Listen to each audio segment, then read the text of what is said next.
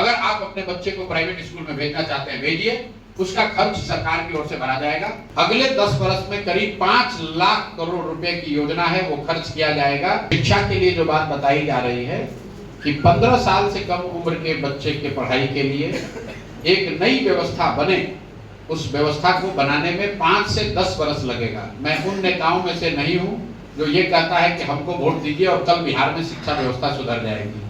बिहार की शिक्षा व्यवस्था को सुधारने में अगले 10 वर्ष में करीब 5 लाख करोड़ रुपए की योजना है, वो खर्च किया जाएगा।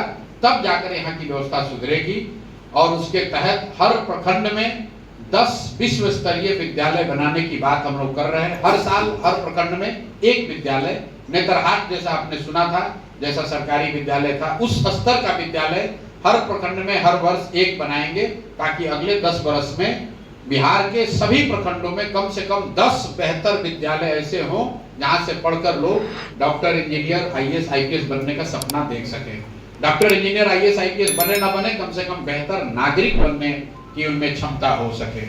और वो काम करने में जो 2 वर्ष, 4 वर्ष, 5 वर्ष, 10 वर्ष लगेगा, तब तक के लिए जनसुराज ने ये कहा कि जब तक सरकारी व्यवस्था नहीं सुधरेगी तब तक आप अपने बच्चों को, गरीबों के पास ये अवसर होगा कि आप अपने बच्चों को प्राइवेट स्कूल में भेजिए और उसका रेगुलेटेड फीस परिवार की ओर से, बच्चे की ओर से, सरकार की ओर से भरा जाएगा। क्योंकि अगर बिहार सरकार को स्कूल बनाने, सुधारने में 3 वर्ष लगेगा तो गरीब का बच्चा 3 वर्ष तो बैठा तो नहीं रहेगा। इसलिए कहा गया कि 2025 से अगर आप अपने बच्चे को प्राइवेट स्कूल में भेजना चाहते हैं भेजिए, उसका खर्च सरकार की ओर से भरा जाएगा। कई लोगों को लगता है सरकार इतना पैसा कहां से लाएगी। भाई 60,000 करोड़ रुपया ऑलरेडी खर्च हो रहा है। सरकारी विद्यालय में जो बच्चा पढ़ता है वो फ्री में नहीं पढ़ता है, वहां पर सरकार को प्रति बच्चे को पढ़ाने का खर्चा प्राइवेट स्कूल के मुकाबले ज्यादा है। कुछ लोगों को ये भी लगता है कि भैया ये अवसर दे दीजिएगा तो हर आदमी प्राइवेट में पढ़ने जाएगा, नहीं जाएगा।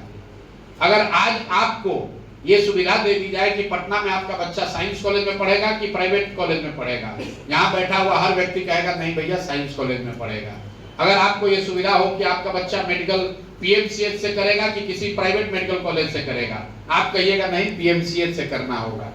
दुनिया भर में इस बात का प्रमाण है कि अगर सरकारी विद्यालय, सरकारी कॉलेज, वहां पढ़ाई अच्छी हो तो लोग प्राइवेट के मुकाबले पब्लिक जो सेवा है उसको ज्यादा प्रेफर करते हैं। आप बीमार पड़ते हैं तो आप एम्स में जाना प्रेफर कीजिएगा अपोलो के मुकाबले, चाहे अपोलो कितना बढ़िया अस्पताल हो। तो हम लोग की जो सोच है कि सरकारी विद्यालयों को इतना अच्छा बनाया जाए कि लोग खुद से सरकारी विद्यालय में पढ़ना चाहें, और जब तक वो विद्यालय का स्तर न सुधरे तब तक उनको प्राइवेट विद्यालय में पढ़ने की सुविधा दी जाए।